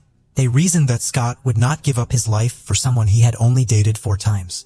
The defense suggested that Lassie's hair might have been found in Scott's boat because she had visited the marina with him before. During the trial, 2 of Lassie's relatives testified that Scott showed no emotional response when his pregnant wife went missing. New evidence emerged when a realtor testified that Scott tried to sell their home in January, a month after Lassie's disappearance. Additionally, a salesman revealed that Scott traded in Lassie's car after she vanished. The prosecution viewed these events as incriminating evidence against Scott. Amber Frey, Scott's mistress, took the stand and shared details of their affair. The jury listened to secret recordings of Amber's phone calls with Scott, including one where he lied about being in Paris when he was attending a vigil for his missing wife. During the trial, a hydrologist and tide expert testified that it was possible for Lassie's body to have been dumped in the area where Scott claimed to be fishing on the day Lassie went missing. However, the defense team argued that there was a lack of credible evidence directly linking Scott to the crime. Their theory was that someone had kidnapped Lassie on Christmas Eve 2002, holding her captive until she gave birth to Connor, and then disposing of both bodies in the San Francisco Bay. The defense attorney emphasized that there was no concrete evidence to connect Scott directly to the crime, and that other suspects could have been responsible. A significant issue arose during the trial when a juror was removed and replaced with an alternate due to misconduct. The dismissed juror had conducted unauthorized research on the case, violating legal procedures. Additionally, the foreman of the jury asked to be removed, and it was determined that his removal was necessary to ensure a fair and just trial. On November 12, 2004, a California jury found Scott guilty of 2 murder counts: first-degree murder for killing his wife, Lassie, and second-degree murder for killing their unborn son, Connor. The charge of first-degree murder for Lassie's killing carried special circumstances because of the involvement of the fetus, making Scott eligible for the death penalty. After his conviction, the trial entered the penalty phase to determine his punishment. In this phase, the jury considered various factors, including Scott's prior criminal history, circumstances that aggravated the crime, and circumstances that mitigated it. The jury unanimously agreed that Scott should receive the death penalty. After reviewing the evidence, the judge upheld the jury's verdict. He concluded that Lassie's murder was cruel, uncaring, heartless, and callous, which led to Scott being sentenced to death. As is automatic in such cases, the sentence was appealed, and the California Supreme Court heard the case in June 2020. During the appeal, Scott's lawyers presented several arguments. They claimed that some potential jurors were unfairly dismissed, that 2 jurors were improperly allowed onto Scott's boat, and that the trial should have been moved to a different county due to biased questionnaire results, which showed that almost half of the potential jurors thought Scott was guilty before the trial even started. The state countered that there was no evidence to support the claim that any juror was unfairly dismissed, and that none of the 12 jurors who ultimately decided Scott's fate were biased. In August 2020, the United States Supreme Court upheld Scott's conviction, but overturned his death sentence. In February 2004, a judge resentenced Scott to life in prison without parole, which led to his transfer from San Quentin State Prison to Mule Creek State Prison in Ione, California. Around the same time, on April 1, 2004, President George W. Bush signed the Unborn Victims of Violence Act, UVVA, into law. Lassie's mother and stepfather attended the signing ceremony. Lassie and Connor's law was designed to provide legal protection for unborn children in cases where their mothers were victims of violence. The legislation recognizes the unborn child as a separate legal entity from their mother, making it a crime to harm or kill the unborn child during an attack on a pregnant woman. The law acknowledges that an unborn child is a victim of violence and deserves the same rights and protections as any other human being. The case of Mary Goff. Mary Goff was from County Meath and was described as happy and jolly, but also very quiet and laid back. She was the youngest of 5 children, and her mother was delighted when she was born, finally having a little girl. Mary was described as the glue of the family, a common tribute when a family member has been lost. Mary could hold her own, thanks to having 4 older brothers, but her mother described her as a best friend and confidant, the kind of relationship any mother would want with their daughter. Mary was straightforward. If she was happy, she made it known, and if she was upset, she expressed it. In 1993, at the age of 19, Mary was working at the Huntsman pub in Gormanstown. There, she met a man named Colin Whalen who was 22 years old. He wasn't her usual type, a bit formal and serious, but he seemed to have his life together as he worked in the IT field. In 1995, and Colin hit a rough patch and broke up. Mary didn't know what she had done, and she was distraught. Her mother reached out to Colin for an explanation, but he responded that it was not his concern how Mary was dealing with the breakup and that it was not his fault. This gave Mary's mother her first insight into how heartless Colin could be. Eventually, Mary dusted herself off and focused on her future. She got a great job as a secretary in the production house that created the film Rob Roy. After her contract was up, she was offered a job in Scotland by the same production company, but she turned it down. Speculated to be because she still held a torch for Colin and was hoping to get back with him.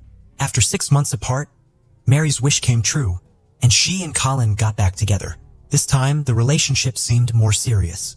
In 1997, bought a house in Balbriggan on the outskirts of Dublin. And not long after, Mary and Colin moved in together and seemed very happy. In 1998, and her partner got engaged while on holiday. Mary was overjoyed and ready to get married straight away. But the wedding did not take place for another 2 years. On September 9, 2000, the big day finally arrived. However, Mary did not appear to be the radiant bride one would expect. At one point, she was standing outside the church with her new husband and burst into tears, running back into the church. Her family and friends followed her, concerned, but her husband Colin did not. They thought Mary was sad because her father, who had passed away in 1989, was not there. Mary later told a friend that she felt overwhelmed by all the attention and being the center of attention. But there was something else going on behind the scenes. In January 2001, a new year and new beginnings, Mary decided to get herself in order and get organized. She went to a doctor and was eager to undergo the detoxification program she had booked, but Mary would never get to do it. On March 1, 2001, shortly after midnight, a 999 call was made by Colin Whalen. The operator guided him through performing CPR, and the ambulance soon arrived, finding Mary wrapped in a duvet with a towel under her head. The ambulance crew noted that Mary was cold to the touch, which was unusual for someone who had just fallen down the stairs. It only took 15 minutes for the responders to arrive, so she should not have been cold. They also observed that there was blood coming from Mary's nose, but there were no signs of blood on Colin, who was supposed to have performed CPR on her. The position of Mary's body was strange. She was laid out straight, and her head was at an awkward angle with no apparent broken bones. Already, evidence was mounting that all was not as it should have been. Mary was declared dead at Beaumont Hospital in Dublin, and her family were notified and arrived at the hospital. Shortly afterwards, when Mary's mother approached Colin, he had his head in his hands, and she asked how Mary was. Without looking up, he announced that she was dead. Mary's mother was absolutely devastated upon hearing the news that her only daughter had died, and she couldn't believe that Colin had told her in such a cold, emotionless, matter-of-fact way. Mary's sudden death was flagged, and an autopsy was performed by the state pathologist, Dr. Mary Cassidy. Mary had a swollen tongue, hemorrhaging in the eyes, and a mark on her neck, along with carpet burns consistent with being dragged down the stairs, but with no head injuries or broken bones. This led the pathologist to conclude that Mary was strangled to death. But the only confusing thing was, there's no ligature bruising going the whole way around the neck, just bruising on the left side, which is inconsistent with strangulation. The case was now a murder inquiry, and it landed on the desk of Pat Murray. He brought Colin in for questioning at Balbriggan Garden Station the next morning, and he was definitely not acting like the grieving widower. Detective Pat Murray gave no hint to Colin that it was now a murder investigation. Investigation. And, to make him feel at ease, he told him the interview was just a formality to find out what exactly happened. Colin stuck to his story and admitted he was the only person in the house with Mary when she died. He told that he and Mary were watching TV, and she decided to go upstairs for a shower. And moments later, at around midnight, he heard a thump-thump. He ran to see what was going on, and Mary was at the bottom of the stairs. He went upstairs to grab a towel, as there was so much blood, and wrapped her in a duvet to keep her warm. Investigators informed the Garth family that Mary's death was now being investigated as a murder, but asked them not to disclose this to the family. The forensic team visited the house and found blood on the walls of the bedroom and on the upstairs landing. The phone in the hallway showed no signs of transfer blood or mucus. The team also checked the alarm to determine when it was last activated and found that no windows or doors had been opened after 9:05 p.m. when the couple had arrived home that evening. There were no signs of a break-in, and it was clear that no third party was involved. In their search, they would also uncover a life insurance policy that Colin had taken out on both of them in June 2003/00 before they got married. And shortly after it was approved, he upped the policy to 400,000 Irish pounds. If Colin died, she would receive that amount. And the same if Mary died, Colin would receive it. What was strange about the policy, besides the amount for a couple so young to have such a large policy, it was only valid for 10 years. After that, it would be worthless. A week after the murder, Mary's funeral was held in the same church where he had gotten married 6 months earlier.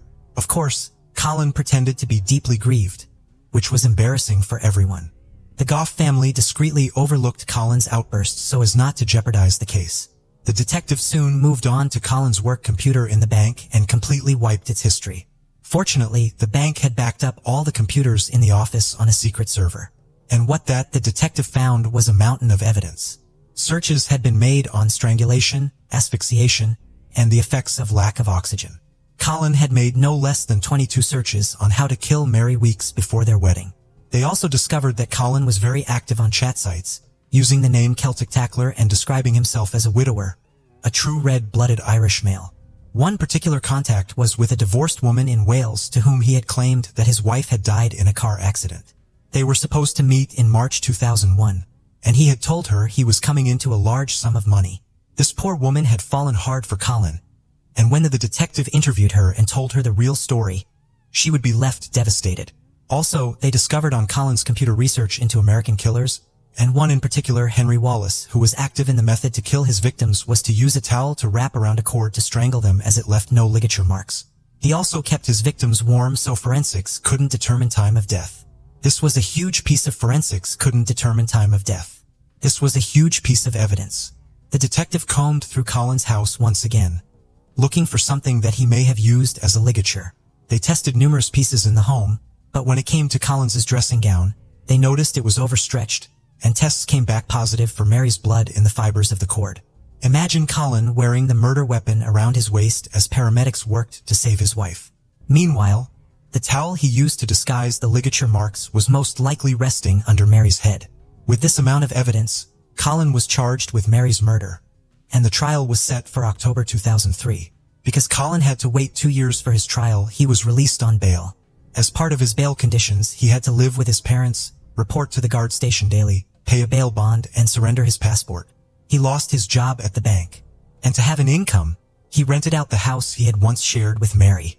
Although Colin was following the rules of his bail, he had other plans in the background.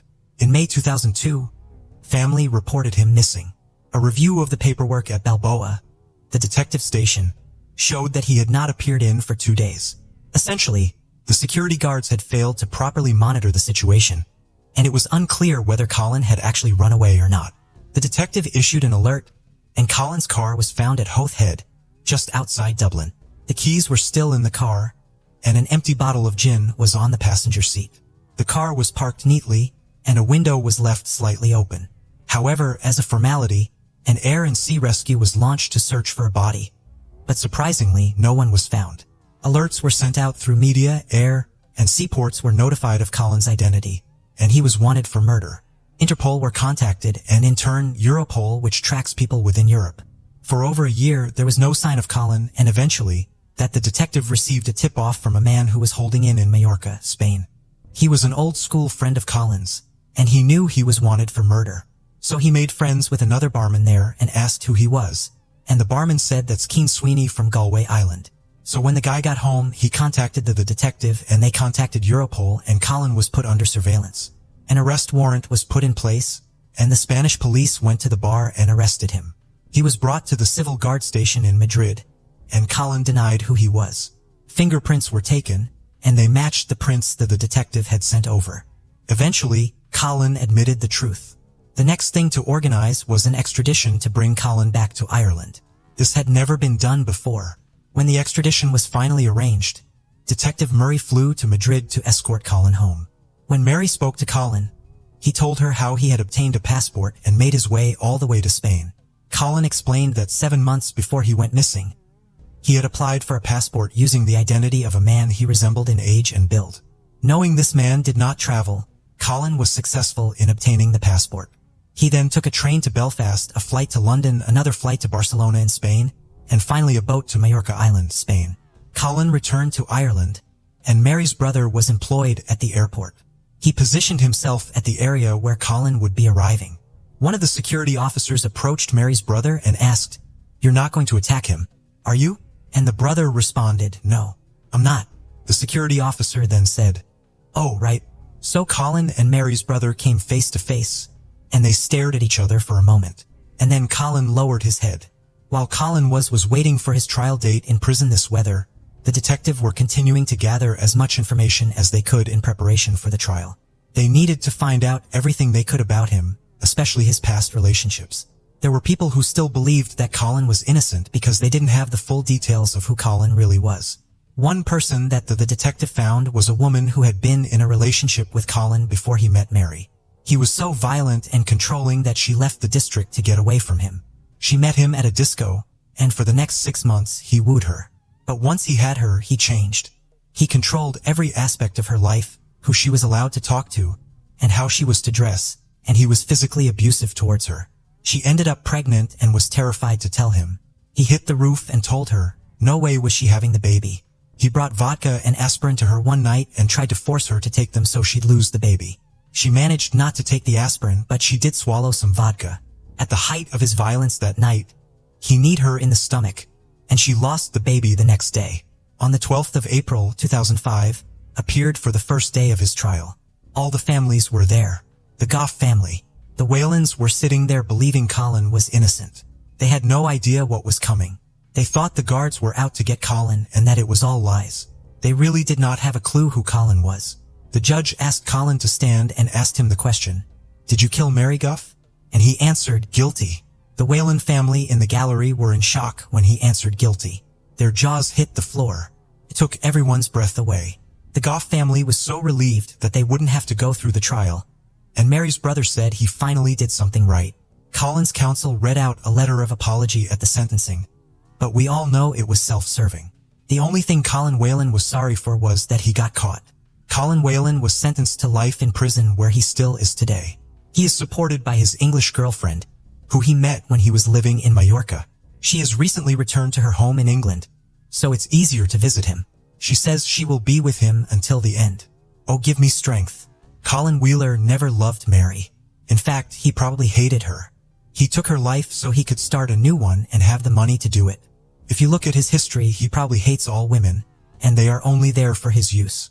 The guard, he said, when he gets out, which will be soon, he will be a very dangerous individual to any woman he meets. It's 2022 now, and it's been over 21 years since Mary was murdered. She was a beautiful woman, and her death had a massive impact on the community. Because of Ireland being so small, we have these little communities. So when something like this happens, it's remembered for life.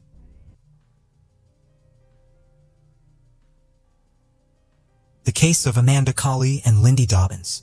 On the morning of August 27, 2015, 36-year-old Amanda Colley returned home to find her house in chaos. Someone had broken into it while she was away. Her house was in disarray, with boxes knocked over, trash cans emptied, and many items broken or damaged, with glass strewn everywhere.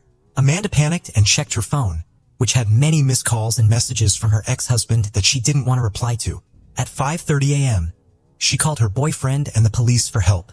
She had recently started dating a man named Lamar. At that time, Lamar was driving his pickup truck down a route that led to her house. Meanwhile, the police were on their way to the scene. One officer arrived to assess the danger of the situation. He was to talk to Amanda and assess the damage to her property. The police assessed the situation and left after Amanda chose not to file a formal complaint. Before the police left her home around 9 a.m. that morning, someone came to Amanda's aid. The first person to visit was Lindy Dobbins, Amanda's best friend. At 39 and a mother of 3, Lindy had taken the morning off work to be with Amanda and support her. Lindy was a kind person who always helped others in difficult situations. After a while, their mutual friend Rachel Hendricks joined them. She had dropped her kids off at school and decided to support Amanda since she had some free time. By this time, Lamar was already at Amanda's house. The four of them gathered at Amanda's house, watching the chaos and discussing what had happened while considering their next steps. Amanda was still in shock from the incident and realized that she needed to consult a lawyer before reporting her ex-husband, who she believed was responsible. Eventually, Amanda's ex-husband called her again. This time, she chose to answer, leading to a 14-minute conversation. While they were in the living room, they suddenly heard the sound of shattering glass. A few minutes later, a police officer stopped Lamar on the street. He was running frantically, not paying attention to where he was going, trying to escape Amanda's house. According to him, he left the living room as soon as the shooting started, went down to the laundry room, and then fled through the garage, which was partially open. Lamar reported that unexpectedly, gunfire erupted at Amanda's house. He informed the police officer that he thought the shots were fired from outside the house. He did not observe anyone inside being hit by bullets. He was unable to give the police specific details. Lamar is certain that the attacker is targeting him, leading him to believe that the women inside the house are alive. The situation was dire. Minutes after Lamar left the house, the other women tried to escape. Rachel ran through the living room and through the broken glass front door. She spotted the neighbor's house next door and quickly ran over to hide. After escaping, Rachel called 911 to report that she had escaped but had injured her arm. She suspected that an armed attack had occurred at her friend's house and knew exactly who was likely responsible. Realizing the danger, Rachel instinctively ran away when Lamar told them to hide. She was shocked when the gunfire continued. While speaking to the police, Rachel expressed her concern for her friends and urged the police to come quickly to save them. In the next few minutes, 2 more calls came into the police station, one from Amanda and one from her friend, Lindy. However, during the calls, they only screamed while the gunshots echoed in the background. The police immediately went to Amanda Colley's house to rescue her. Gunshot wounds to Lindy's arms and legs showed that she was trying to defend herself from her attacker. Unfortunately, her efforts were futile. The attacker had fired a full magazine at her, indicating a clear intention to kill. Lindy was discovered at the end of a long corridor, lying in a pool of blood. It seems she tried to escape but was killed before she could get away. Rachel stated that just a few seconds before the shooting started, she looked toward the backyard of the house. There, along the garden path, she saw the outline of a man who then pulled out a weapon through the glass door. A group of people stood behind him. The glass was quite thin, preventing her from seeing exactly who was there. The police corroborated her account by analyzing the locations of the bullet holes in the backyard. On the path, they found several unused cartridges, which were identified as Delroy caliber bullets. Lamar went back to Amanda's house. When the police arrived, he felt assured that they would have the situation under control. Lamar mentioned that he heard gunshots coming from the backyard and believed that he was the perpetrator's target. At that moment, he urged everyone to run. Although he did not see the perpetrator, he suspected that the perpetrator was Amanda's ex-husband, who had spoken to her on the phone just minutes before the attack. Rachel explained that they didn't have enough time to react as quickly as Lamar, so she and Lindy decided to hide in the pantry. She heard Amanda on the other side, probably trying to find a place to hide and possibly running to the bathroom. Seconds later, Rachel heard the front door being broken down. At that moment, the intruder entered the house. He approached the pantry, tried to open the door, and found that it was locked from the inside. The attacker wanted to know where Amanda's boyfriend was. Rachel and Lindy replied that he wasn't there while continuing to hold the door. The intruder then fired through the door, hitting Rachel's arm, causing her to lose her balance. Lindy's leg was now injured, causing her to scream in pain. Amanda was also injured but still alive and screaming near the bathroom. In that brief moment, Rachel jumped up and ran from the house. According to Rachel, the attacker could have been Amanda's ex-husband, James Terry Colley. She recognized his familiar voice behind the door. A few minutes later, James's father called the police to report that his son had just confessed to him that he had caught his wife with a friend. At that point, the police arrived at the house. After the attack, James fled the scene. K-9 units were deployed to locate James. They followed James's scent to a nearby street. During the search, a cell phone was found, which was likely left behind by James. Unfortunately, the police were unable to identify the vehicle in which he drove away. He had disappeared from the scene of the crime.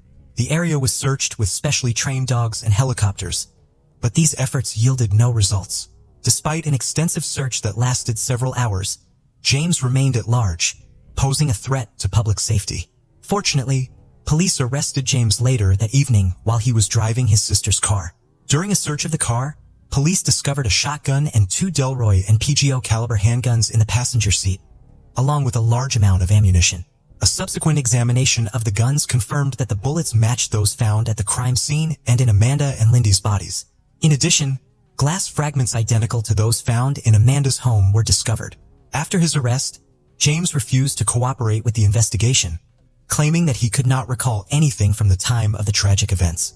Further investigation revealed that James and Amanda had been married for over 8 years and had 2 children. Their relationship then began to deteriorate, leading to their divorce.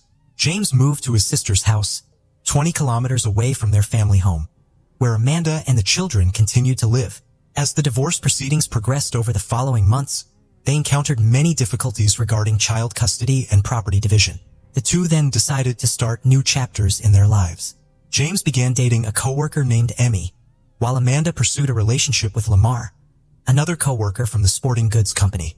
Even though the couple's relationship had completely broken down, James was still possessive of his ex-wife Amanda. He suspected that she was seeing someone new and called her several times to find out who it was. Amanda did not share the truth because she feared it would lead to serious problems.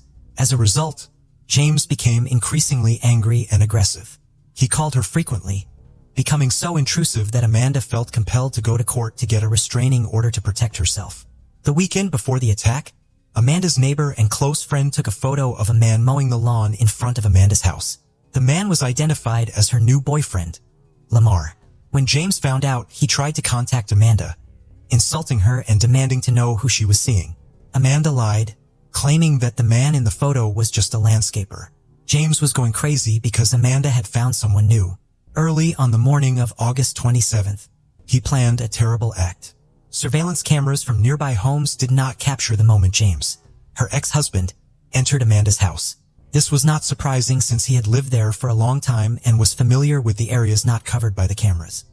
He approached the house undetected from the backyard, just as he had intended. The James entered the house around 3 a.m., but found it empty. Frustrated, he started to create chaos, throwing items around and dumping trash from the kitchen bins. He broke the TV and damaged several costly appliances. This destruction seemed aimed at upsetting Amanda. As he caused this damage, he was also getting ready for the terrible actions that were to come. James was looking for evidence that Amanda was having an affair with another man. Eventually, he discovered something that confirmed his suspicions and made him even angrier. At 4:00 a.m., he went to Mike's house, who lived across the street. James knocked loudly, shouted and swore while discussing Amanda in an angry tone. Mike showed James everything he had found in Amanda's house, including some intimate toys that James had never seen before with his ex-wife. Mike knew that James had been given a restraining order prohibiting him from having access to his home or his ex-wife.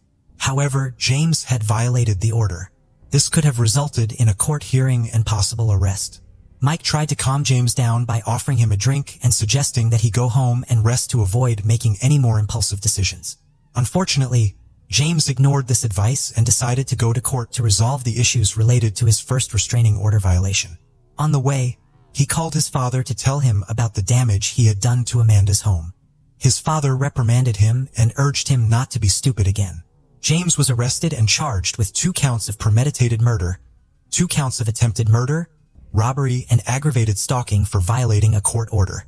James maintained his innocence, claiming amnesia, and was taken to the county jail to await a hearing. The prosecution needed to prove that James attacked Amanda, her friends, and Lamar. Although there was no direct evidence linking him to the crimes, there were multiple witnesses present who confirmed that he was the perpetrator. Police pieced together James' movements on the day of the attack. James arrived at Mike's house around 4:00 a.m. and stayed with Mike until 4:45 a.m. After leaving, James went to his sister's house, where he lived with his sister and father, about 15 minutes from James's old home. After returning to his sister's house, he retrieved a gun and ammunition before committing the crime. Prosecutors alleged that the motive for the attack was a photo he had taken of Lamar at Amanda's house. Police searched James's cell phone and computer. They learned that at approximately 5:00 a.m., he began texting Amanda. He had tried to call her just 1 minute before the first gunshots and had called Amanda 22 times before that. Up until that point, Amanda had tried to avoid answering his calls, but after seeing the state of her house, she decided to pick up the phone. During the call, she accused James of robbing and vandalizing her house. Amanda had asked James to leave her alone. It was clear that she had done everything she could to avoid contact with James. She even suggested that she would keep quiet about his vandalizing her house if he would finally leave her life. The defense team is determined to fight the charges. They argue that James was prescribed medication to treat anxiety and depression, which was supposed to help him but when taken together, caused unpredictable side effects. This reaction was made worse the night before the attack, especially after he had consumed beer and strong drinks. On the evening of August 26th, after returning home, he took another medication that was supposed to help him sleep. He fell asleep but woke up a few hours later. The defense argued that the combination of the drugs he had taken and the alcohol had contributed to his uncontrollable behavior. However, James had plenty of time before the incident. The effects of these substances should have diminished, and he even attended the trial that morning without arousing any suspicion. After leaving the courthouse, he began calling and texting Amanda. Before arriving at his wife's house, he filled up his car with gas. The prosecutor's office believes this is a sign that he was preparing to flee the state, suggesting that he had planned ahead. During a search of the car, police found a shotgun, 2 handguns, and a large amount of ammunition of various calibers. These items were scattered throughout the vehicle, indicating that they had been hastily discarded. Police also found the same drugs that the defense had mentioned. The attorneys prepared expert witnesses in pharmacology and psychiatry to demonstrate that the combination of drugs James was taking could impair his ability to think rationally and make decisions. According to the attorneys, this impairment ruled out premeditated culpability, suggesting that James's actions could have been a spontaneous outburst of aggression beyond his control. The pharmacologist stated that the combination of these drugs was likely to cause amnesia. Therefore, James may not actually remember the incident. During police questioning, Mike provided detailed evidence of James coming to his house that morning. James was a bit strange. Mike knew that James was trying to cope with Amanda's new relationship after their divorce. Mike could not understand why James still wanted to possess her even though they were divorced. James became obsessed and sent pictures of Amanda's new boyfriend to her, which led to a tragic outcome. Police carefully examined text messages exchanged between James and Mike. It appeared that Mike was telling the truth. James harbored resentment, not only toward his ex-wife, but also toward her friends. He specifically blamed Amanda's best friend, Lindy, for turning Amanda against him, which fueled his hatred for her. Evidence showed that James had collected a weapon just before leaving the house, the prosecutor's office said. Police also noted that James' father had tried to intervene and stop him from doing so, but his efforts were unsuccessful. The key witness for the defense was James' sister, Rhonda, who lived with him at the time. However, she was on vacation in Italy during the attack and returned 2 weeks later. Rhonda disputed the prosecutor's assertion that James was planning the attack. She believed that the 2 guns found in the car were there by chance, as she had been carrying them for a while. The defense argued that this indicated the attack was impulsive and unintentional. In contrast, the prosecution thought Rhonda was merely trying to defend younger brother, with whom she had always had a close relationship. The prosecution pointed out inconsistencies in Rhonda's testimony, especially regarding the type of handgun she reported having in the car. This raised the jury's suspicions. James faced the possibility of the death penalty for the assault. James's defense team aimed to reduce the severity of the sentence. The only sure way to spare James's life was to contest the premeditated murder charges, which could have carried a sentence of life in prison without parole. However, the prosecution was determined not to negotiate and refused to offer a plea deal.